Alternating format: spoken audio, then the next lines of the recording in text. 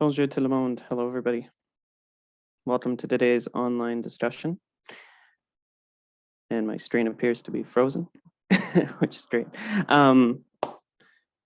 Welcome to our discussion today, where we will be having an excellent in-depth interview discussion with our one speaker today. Our other one had to drop out due to just a personal situation that they had to attend to, but we hope that they are well and good.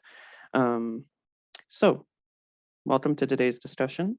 We will be discussing the ongoing Afghan refugee crisis, what we've learned thus far. Oh, apologies. Let me just redo that. I don't know what's going on with my computer. Apologies. Technical difficulties as they happen. You know how it goes. Of course. So, again, welcome to today's discussion. We'll be having a very relevant, apologies. Technical difficulties as they happen, just happen to happen. But welcome to today. We're going to be discussing the ongoing refugee crisis, lessons that we've learned thus far. And with that, my computer has officially fixed itself. Let's try that again.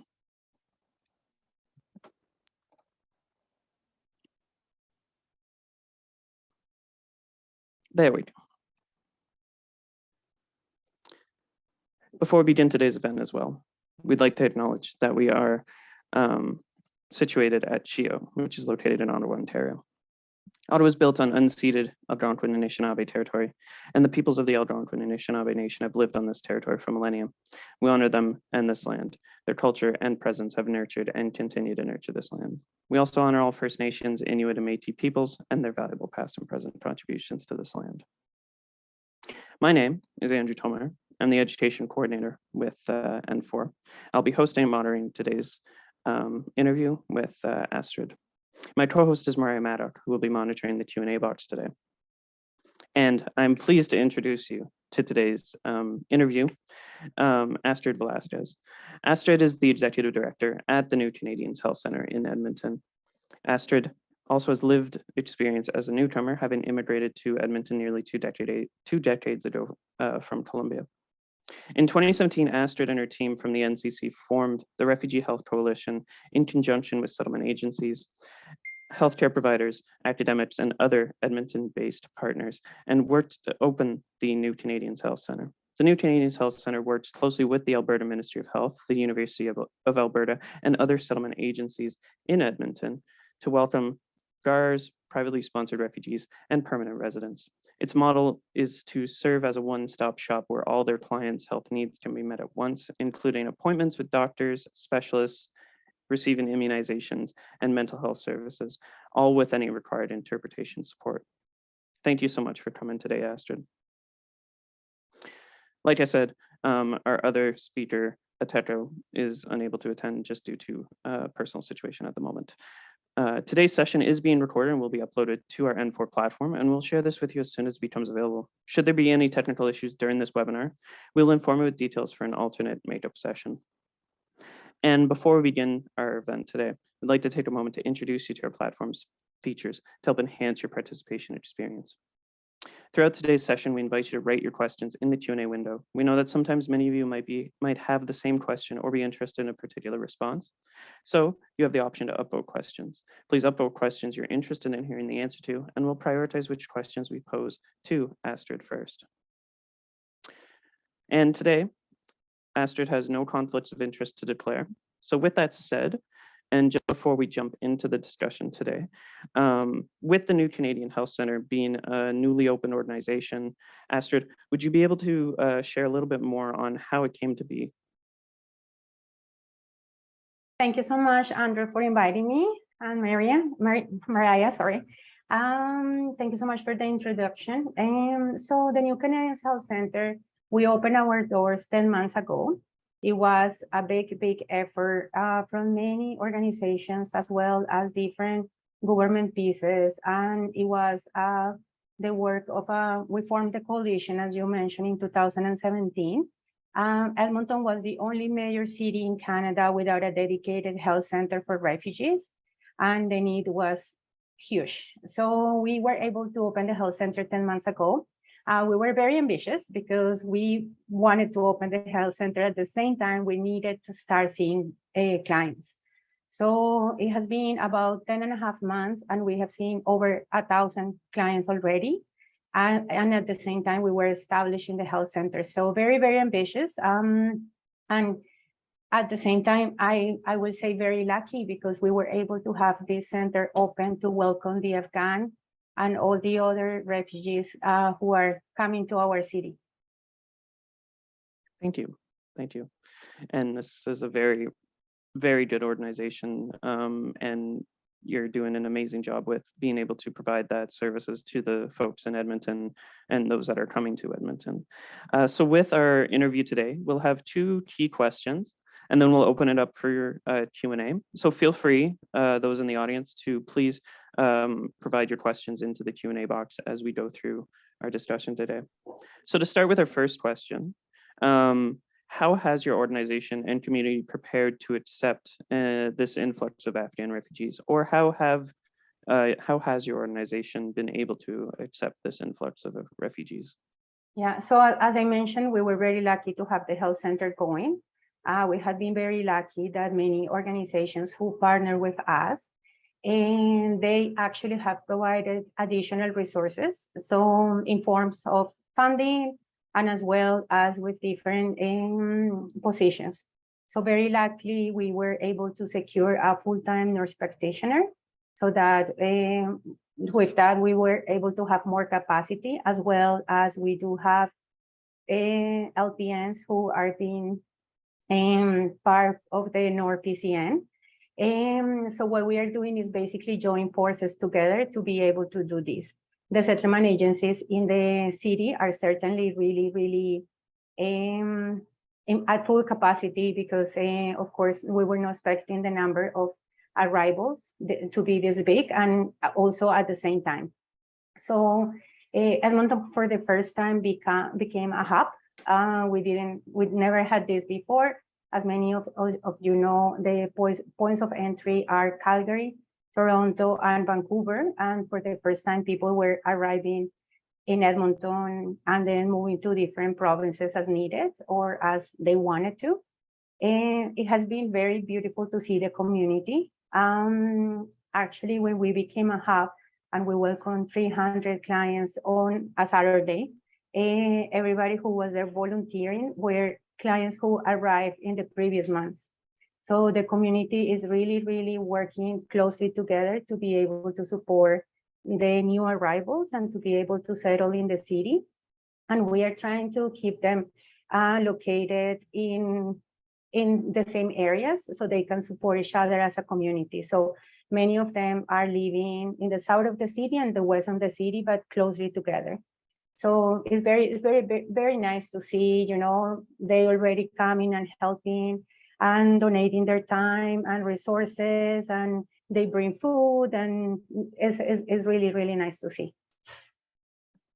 Thank you. And how has the housing been with accepting Afghan refugees? It has been very welcoming. I must say that when in previous years, when we had the Syrians influx, and the city wasn't as welcoming, but right now what we are seeing is actually people being very open, people being really willing to support. Housing has been amazing. We have a partnership with different housing companies, and they have been happy and willing to do it. So it has been really nice. Very different than before, and I think it's just a general sense of willing again to welcome and support refugees in the city. So it's very nice to see. It has been very welcoming, and even though that is so busy, it has been a teamwork. So it's very nice when you see things like that. But yeah, the city is welcoming and happy to support Afghan refugees. Excellent. So with this acceptance of Afghan refugees, how has that been impacted as it's been happening at almost the exact same time as the crisis occurring in Ukraine? So what we did, at least some of the agencies, what they do is they have different programs. So we have the program that supports refugees. So government assistance refugees. We have another program that support private sponsors. And then we created another program to support people from Ukraine. But I must say that, and I don't know if this happened across the country, but when the Ukrainians started arriving, a lot of the services that the regular refugees will receive were postponed. So, for example, there were delays with getting checks, there were delays with getting permanent residence, there were delays in getting Alberta health cards. And so everything was kind all over the place. And I think it's also a reflection of not having enough capacity in the city to be able to welcome the high number of clients. So I think it is normal to see this, but I noticed that when the Ukrainians started arriving, there were a lot of things that were delayed or postponed, and it really affected the clients a lot because, for example, they couldn't access health services, even though that we provide health services, but not everywhere in the city will provide health services. As many of you know, IFH is a little bit complicated and there is not much in Edmonton about it. That's something else that we are doing, is creating more awareness about refugee health and building different capacities, not only for family doctors, as well as pharmacists, dentists, and us also becoming more familiar and inviting providers to register so they are able to serve and provide different things for refugees. So it is very important, but I know that all these delays were creating some problems. We couldn't move clients out of the hotels as fast as we wanted to either, because many of them didn't have checks, so they couldn't pay for their rent. The other thing that we saw is that many of them arrived without any IDs. So how do you get a phone without an ID? And little things that you wouldn't think that are going to affect people, or the settlement process, but it does. It does. Of course. And just to touch on one of the Q&A questions, how long does the new Canadian Health Center provide care to clients such as the Afghan refugees? Yeah, we can have our clients for up to 2 years, and we will be the primary care for them. And then they can also access all the other services that we have at the health center. But as I just mentioned, we also need to have the capacity to be able to see the new arrivals. So it is kind of a combination. What we are doing right now is working on patient attachment. So developing relationships with the different primary care networks that we have in the city, with the different doctors, offices, and we need to ensure that they have language line for interpretation. And then what we want is also create that and be able to transfer our clients, because it doesn't make any sense when you live far away to come all the way here, even though that our clients don't want to leave us. But after the initial and they know how to navigate the health system, ideally, and the next step is create the capacity in the city as well, because otherwise that means that we are not doing a good job, right? And community clinics are really important as well. So, and that's what we are doing right now. We're working with the different PCNs on the patient attachment, and we have transferred many of our clients. There are some clients that they won't be able to have the capacity to do that. And it's because the kind of care that they require, and also not having enough skills to be able to transfer so far. So that is something else that we need to think about it, because what's going to happen when we hit the 2-year mark? What are we going to do with these clients? How are we going to be able to continue providing care to them? Of course. And with this being a fairly new health center, and with it opening during a global pandemic and 2 major refugee crises, what has been the biggest lesson for you and for your organization in getting such a health center opened up in one of Canada's biggest cities? I will say that it is very important to do everything as a team. I really like the settlement agencies in Edmonton. We work very well together. And we usually sit at the table, we discuss the needs in the city, and then when we do our applications for different fundings and stuff like that, we have kind of different agencies specialized in certain things.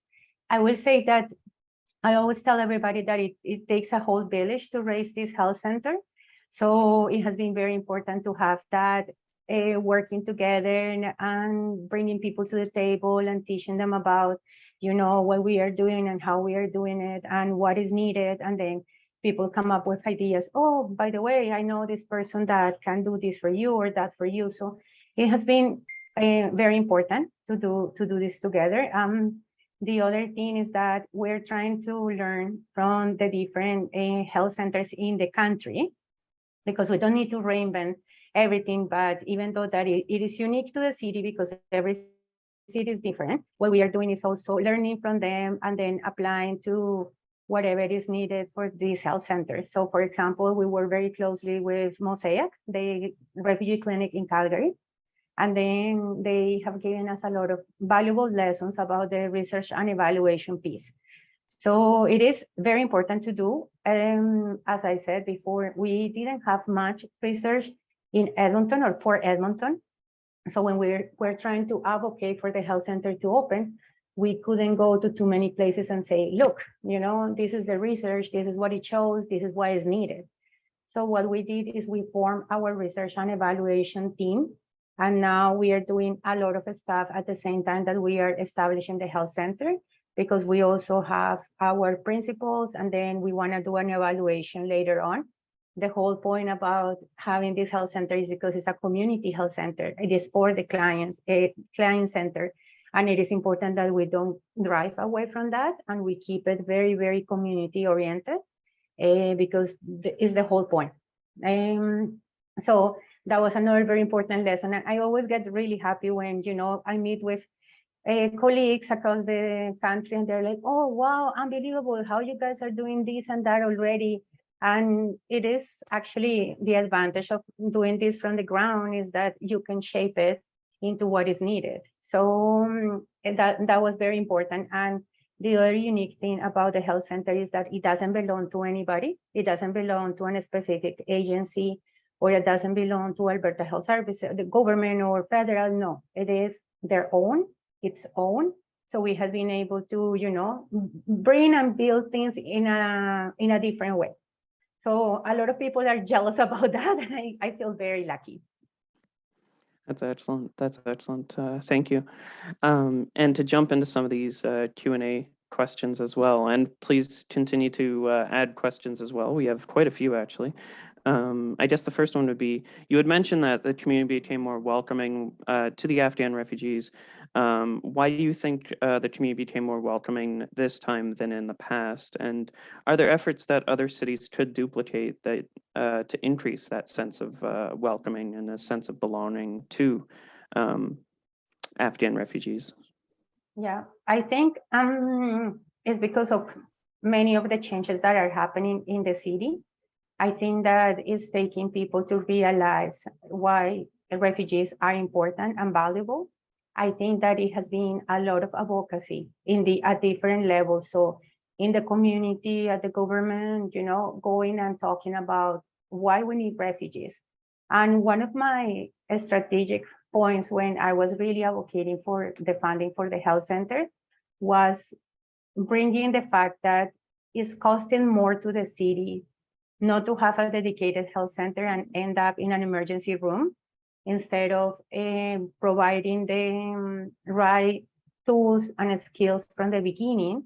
And then I always emphasize on this: a refugee is very resilient, and when we are given the right tools and we are given the right, at the beginning, we're taking care of that, then that person is gonna go to school, learn English, take good care of their kids, they wanna work and they wanna give back. So I always keep, when we're doing advocacy work, is to remind people of that. And I think that now in Edmonton, there are more people who actually are aware of refugees and refugee health, and I think this has helped.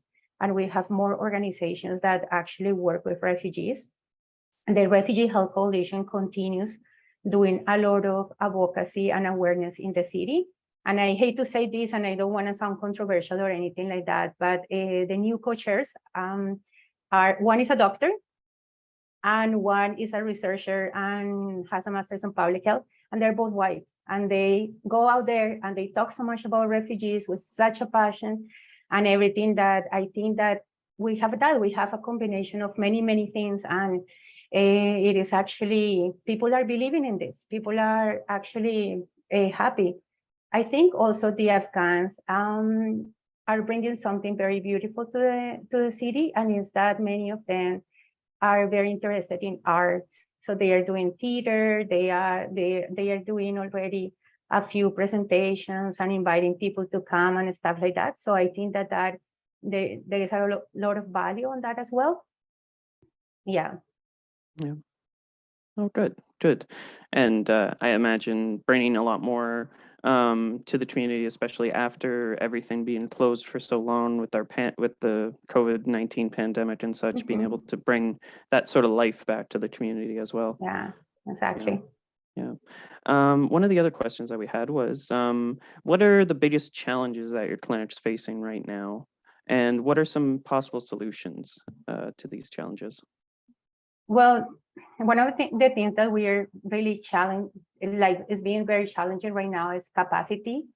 And so we do, even though despite that we have a few physicians coming and working, there is not enough, we need more. But at the same time, when you are doing things like that, you have to be very careful because you are also generating more work. So it has to be a balance. If I bring more doctors, they're going to generate more work and I don't have the staff to do it. So at the same time, I need to build staffing at the same time, recruit new doctors, which they are interested and they're going to start coming to us. Another project that we have is we're doing conferences and seeing the possibility of having residents at our health center, because that way they will be interested in refugee health and they can either come and work with us or they can open their own clinic, and then they will be interested in seeing refugees in the clinic. And one of the things that I am working on right now to build more capacity is also going and speaking with different doctors who have the interest and seeing if I can train them in the initial intake that we do here that is very specialized.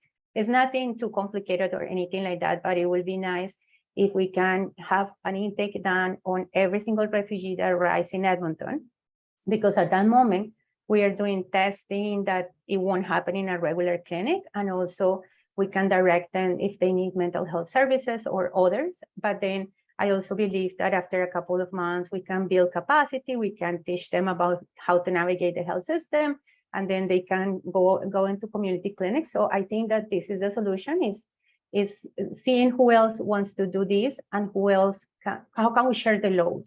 How can we learn from each other, support each other, and continue? The other thing is that we are outgrowing our space.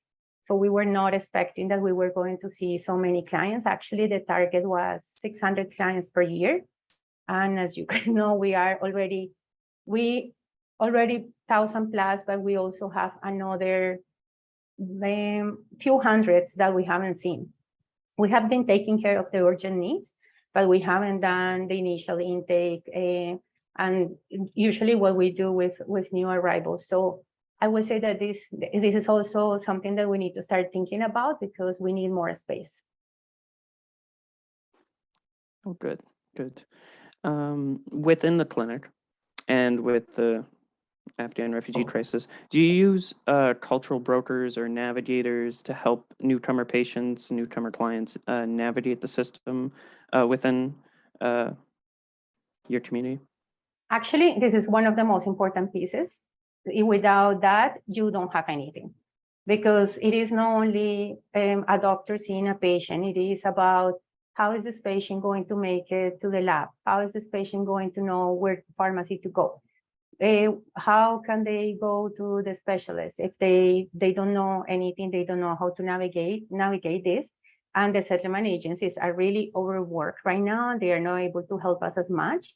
We do work closely with the multicultural health brokers, which is another agency that they do amazing work in navigating the health pieces, but they are also at full capacity. So what we did is that I mimicated the model and the training, and then we hire our own, we call them community health workers, but we also do have a health navigator that is the person who actually, in fact, takes the client and take them to the different appointments and things like that, and teaches them how to do this. We work with a few of them.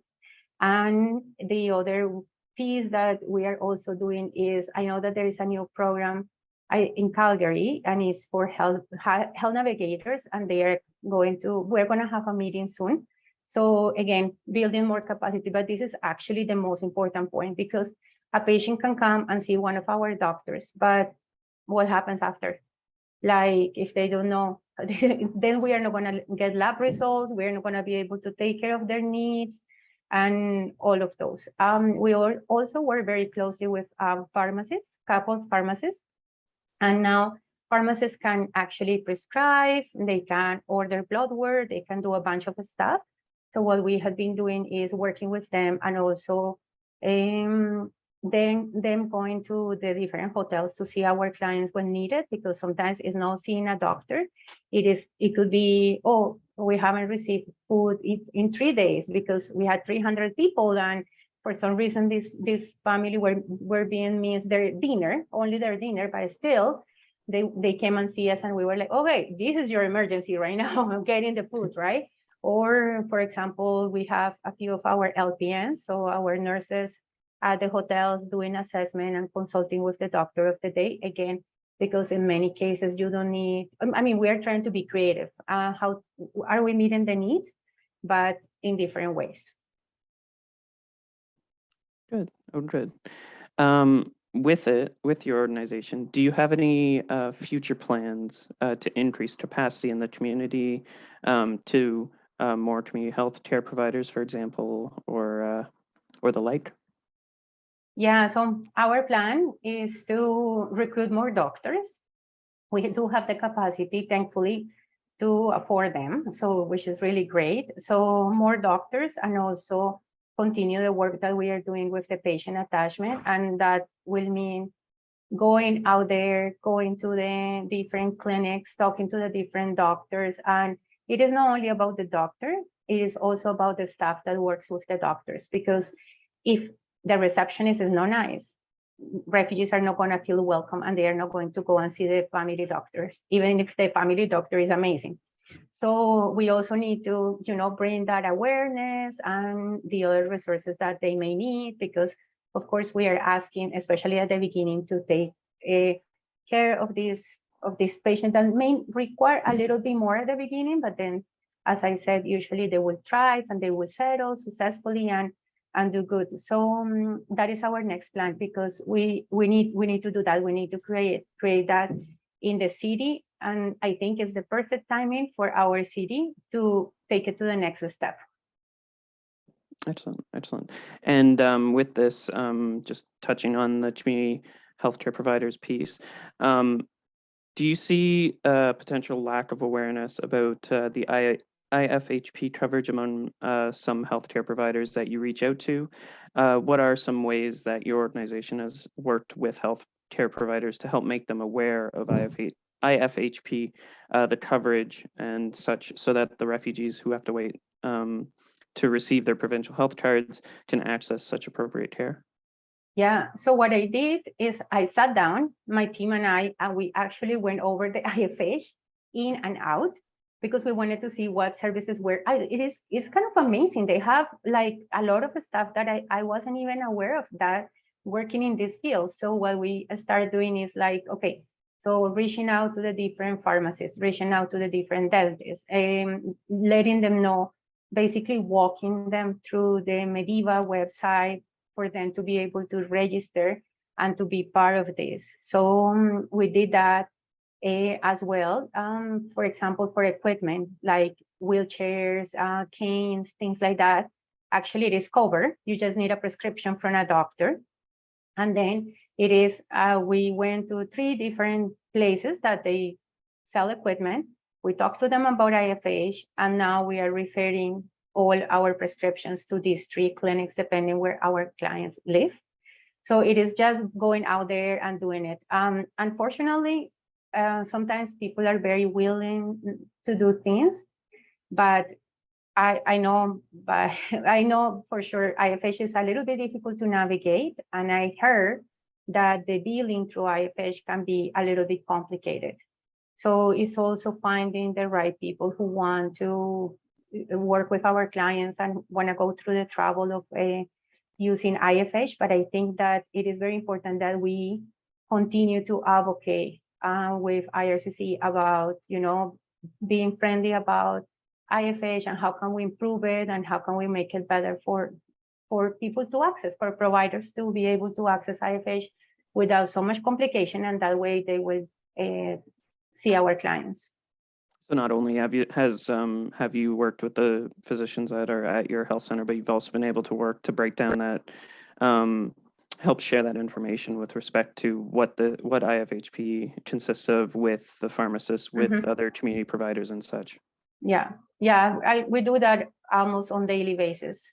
Okay. And we run into, different provider, and then we talk about IFH. And yeah, at a personal level, I even took my mom to see the occupational therapist, and I was like, oh, by the way, I work in the health center, and would you like to see our clients? And then he was very interested, and it's just, creating advocacy. It's a lot of advocacy work for our clients out there in the community.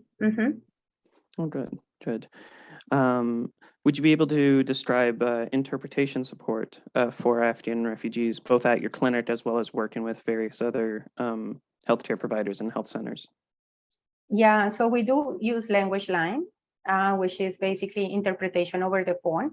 We do a lot of that. We do that everywhere. If we are seeing clients at the hotel, we do it on the phone.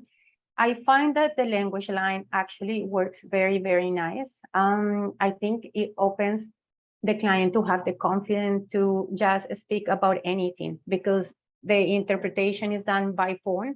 It's not done by a community member or somebody in the room that can make them like a little bit like, oh, no, I don't want to share that person. Probably is going to be part of my community later, and I really don't feel like opening up about sensitive topics and things like that, right? So language line has actually worked very wonderful for us. But it is not enough. Some people feel more confident having somebody in the room. So what we have done is our community health workers, they are actually trained for interpretation, and they are the only ones that we allow them to do interpretation at the health center. So it is very useful. We have people that speak different languages, so that comes very handy. But I always ensure that the doctors using the language line will ask the client first, are you comfortable with somebody in the room, or do you prefer to use the phone? And then they have a choice. And this is part of the training that I was talking about for the different family doctors in the clinics. They do have language line, many of them, but they don't know how to use it, or maybe they don't want to use it because it is expensive. So it's part of my speech to tell them, please never use the children to do the interpretation when the family comes to see a doctor. And I had to do that for my parents, and I know they were not very, comfortable either. So it is important that we do that, and we teach people about it and ensure that, they know a little bit about how to work with our clients. Oh, good. So you've been able to use both a language line in combination with services that you may have on site. Oh, good. So many Afghan refugees have a lot of skills. How is the process of getting them employed within the community going? What challenges, barriers have you seen with that? Or if there's information that is external to your organization?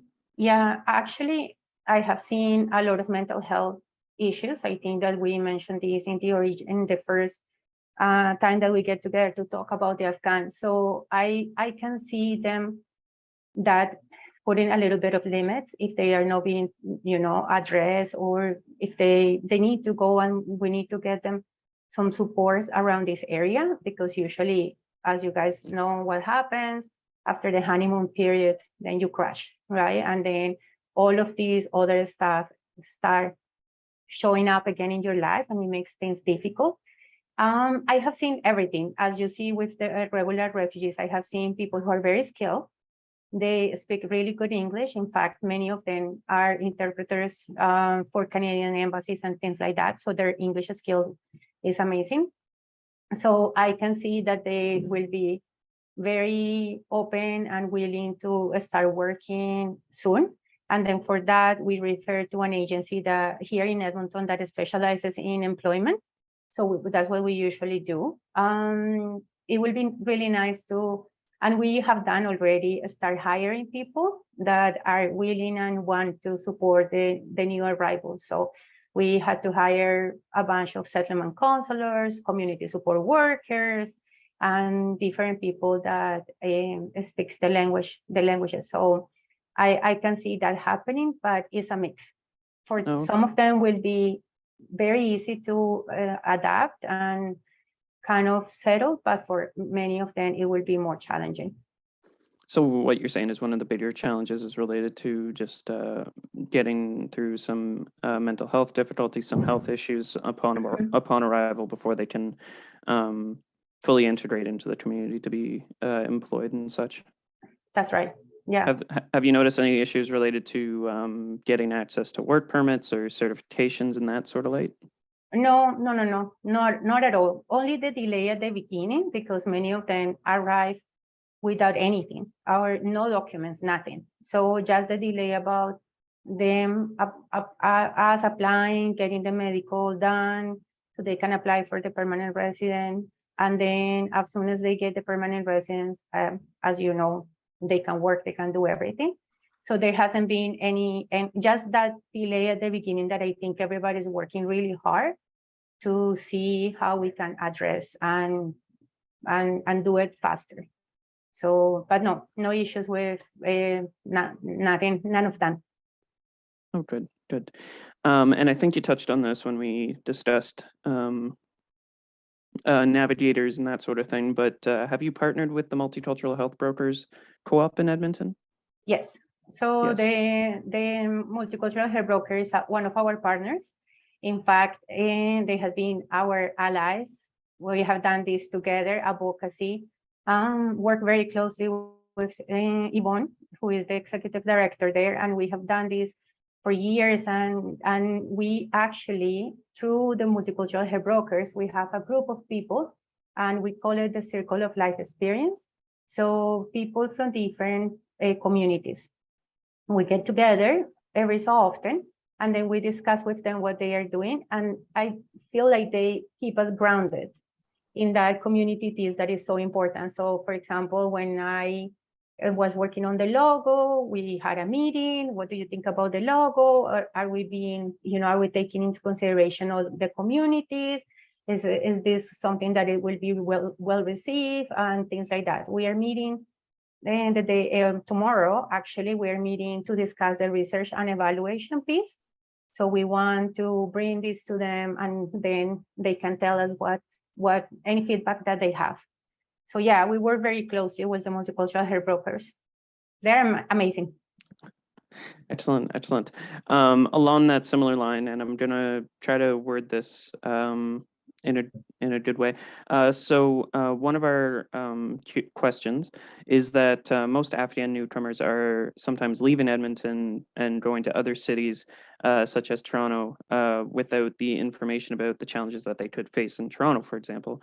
Are there connections that you're making with major cities such as the Afghan Women's Organization in Toronto that's based in Ontario, or other major cities, including Calgary, Vancouver, Winnipeg, etc., to help with providing information to connect them to other organizations in other major cities?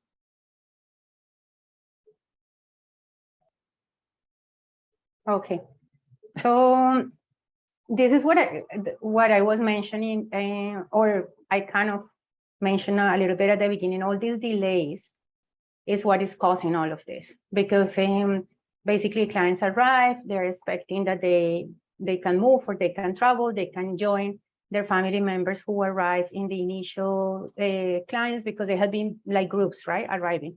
So because no money, no documents, and then, many of them are in isolation because we have to do day 1 and day 8 testing after they arrive for most of them, because not many of them are vaccinated. So I believe that all these delays is creating some of these issues. And of course, the clients travel as soon as they can travel.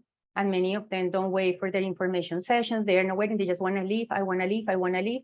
So it's making things a little bit difficult. But I must also say and admit that even though that the settlement agencies are trying to do their best, it is impossible. It is actually, I see it in the different levels in the city, like the agencies are struggling, even the registration offices to be able to produce so many Alberta health cards, they are delayed on that as well. And then I see it in the hospitals. I see it in like all of us being at full capacity, and of course, creating problems like this, like we are not able to do a proper settlement because of the whole situation and not having enough people. Yeah, Right. so Yeah. that's very unfortunate. I could imagine it being a little more difficult with refugees that want to go from, say, Edmonton to Calgary compared to, say, a refugee that wants to go from Edmonton to somewhere like Halifax or Toronto. Yes. Yeah. And many times we don't make these decisions. Right. Many times the clients are already destined to travel to a different city. And sometimes it's kind of awkward and weird because why is it based, these decisions being based on what, right? So sometimes we have to go back and we have to know, in fact, this family is here in Edmonton and will stay in Edmonton for this and that reason, or things like that. And I think that, it's just different. And also we have to consider that besides all our arrivals from Afghanistan, we are receiving kind of the backlog from COVID. So, for example, a city like Edmonton, we are welcoming over 100 regular refugees arriving every month. So it is building, there's no forgetting about those clients either. It's like they are also refugees and we also need to take care of them. So it has been, the numbers are too crazy.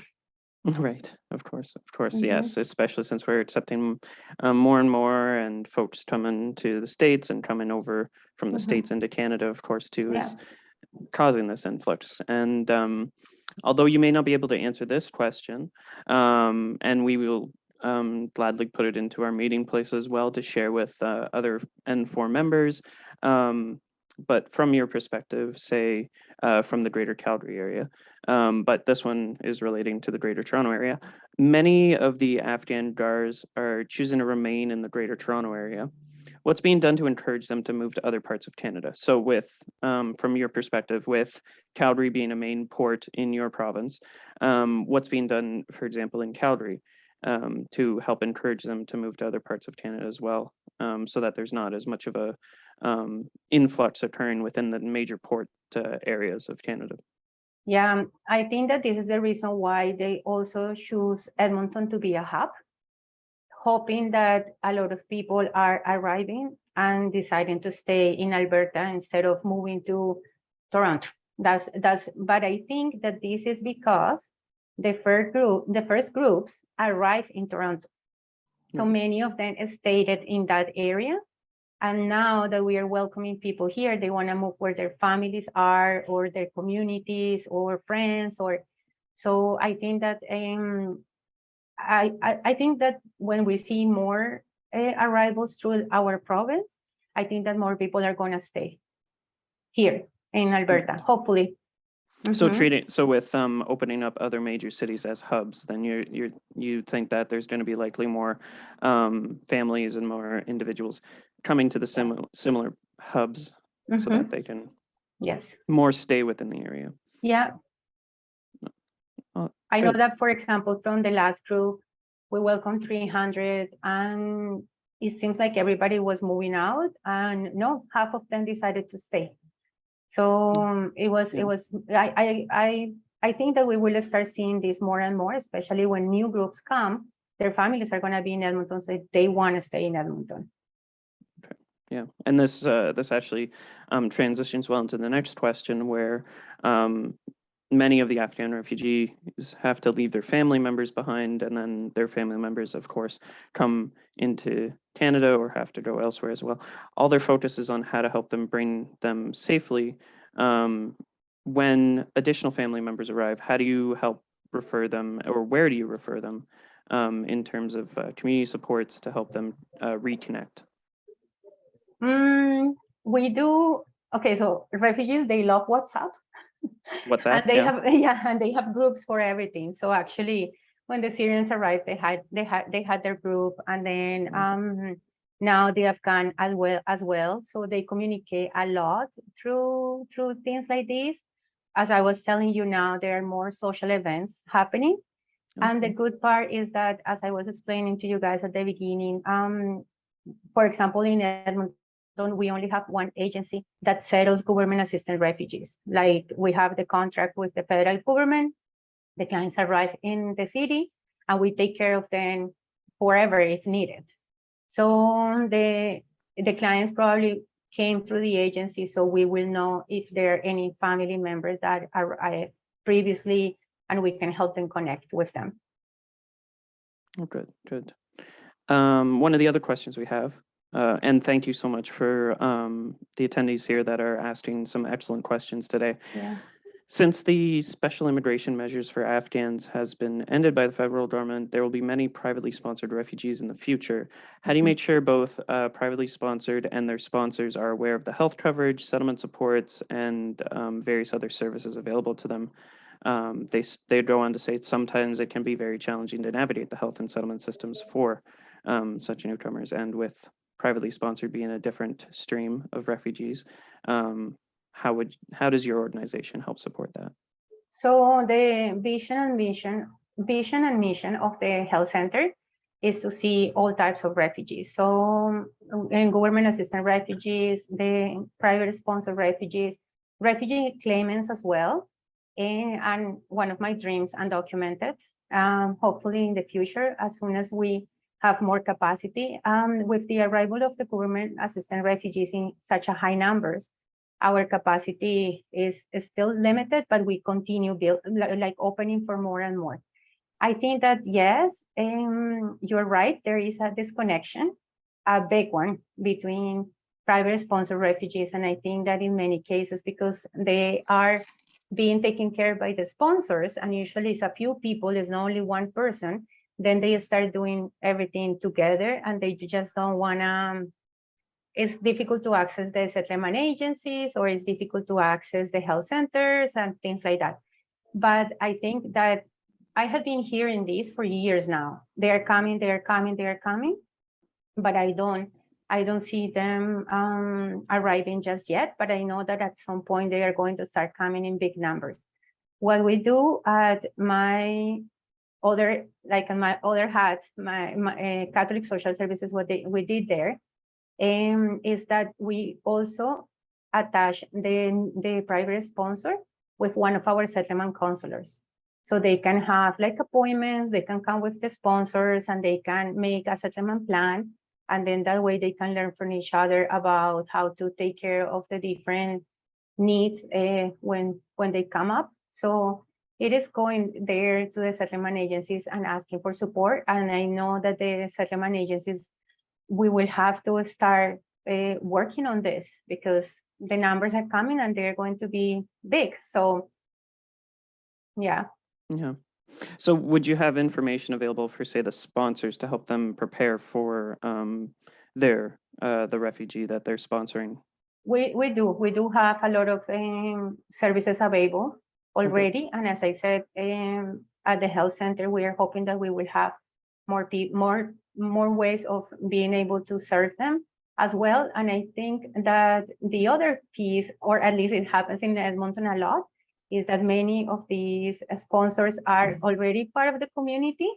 So they feel like, oh, I lived my experience as well as a refugee, and now that the new refugees are coming, then they feel like they have the knowledge to do it. But I think that things change, and many times you are not aware of what is out there.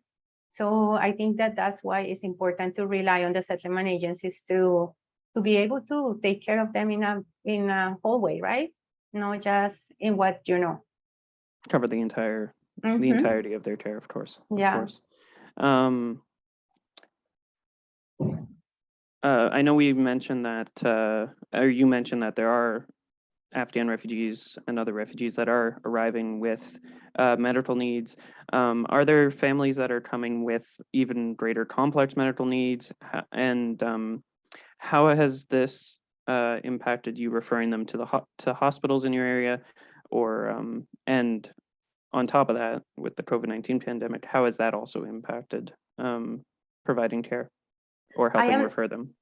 Yeah, I'm not seeing very, very different things. Actually, for the last 3 to 4 years, Canada made the commitment of welcoming the most vulnerable refugees in the world. So with this, of course, the new arrivals start showing a little bit of more complex issues. But if I am honest with you, what we see the most is mental health.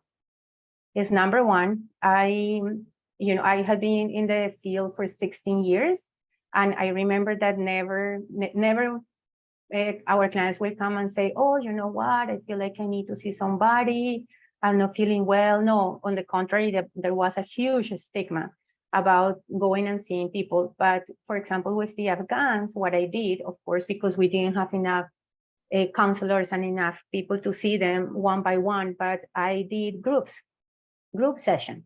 And I was so impressed because it was full, packed. Like everybody wanted to come and see us. And then when we finished, everybody was standing up and coming and talking to the psychologists and asking them if they could book appointments with them. So this is something very unusual, worrisome, of course, because even upon arrival and when they see us for the first time, they're already requesting services. So I will say with refugees, it's not the communicable diseases or the infectious diseases, or it's like that is very minor. It is mostly, number one is mental health, and some of our clients, they have some physical disabilities, things like that, but those ones, we know how to navigate them very well. So we know exactly where to refer them, how to get them their equipment, and things like that. For children, we have an amazing hospital, the Stollery, and that hospital is amazing in everything that they do. So we're very lucky. That's great. Thank you. Thank you. And we've almost gone through the entire time. And thank you for all these excellent questions. So with our final question of the day, and very much would touch on one of the questions that are in our Q&A as well. What can N4 members do to prepare for additional newcomers in their own organization? And what sort of supports do you think they could provide? I think it would be great if on regular basis, we can sit together, like have like an information session and discuss different ideas. And I know that sometimes there are conferences and stuff like that, and we meet with, for example, in Alberta, we meet with all our partner agencies in Alberta.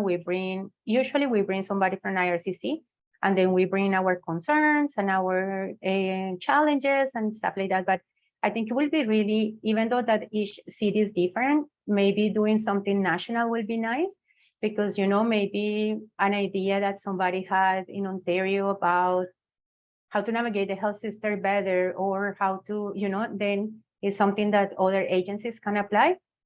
So, for example, we did talk with somebody, like for the health piece, we do have a group across in Canada, and we get together, we ask questions in that group, people give us different solutions. We share, for example, if we are, like I am hiring doctors, so we share there, and somebody maybe who lives in another province is interested in moving to Edmonton, things like this.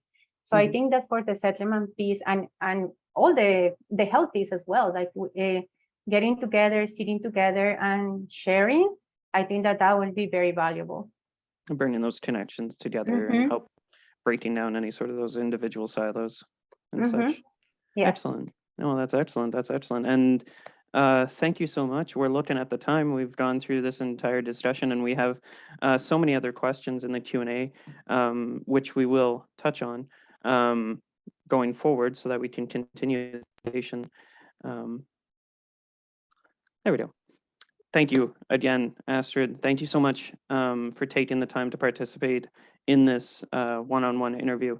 And many thanks to you, the audience, for providing us with questions and this opportunity to help have this discussion and help bring forward this amazing, the new Canadian Health Center in Edmonton, and just kind of what we can do to build what sort of opportunities exist with how do we address the Afghan refugee crisis as it's still ongoing and it's still continuing, along with many other worldwide events happening.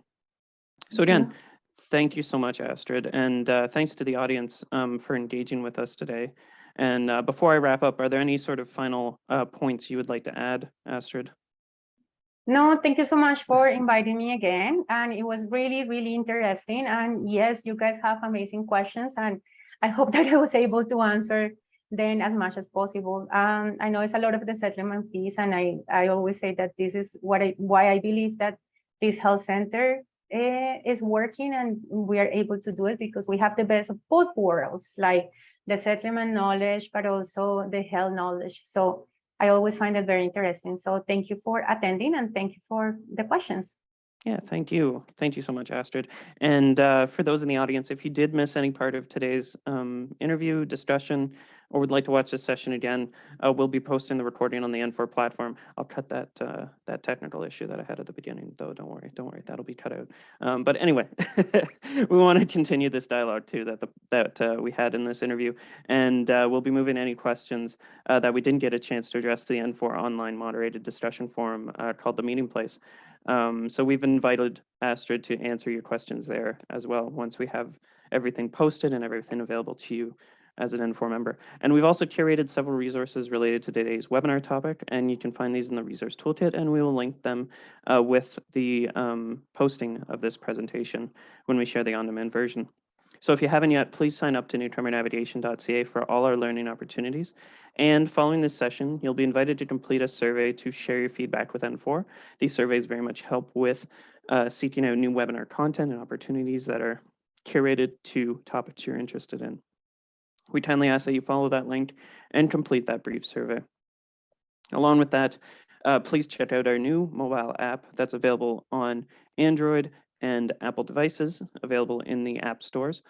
Along with that, we also have our N4 SPU online program for internationally educated healthcare professionals. We are currently accepting pre-registrations, so if you would like to share this link, that is in the bit.ly, or it is on our website as well. It is straight up on our homepage.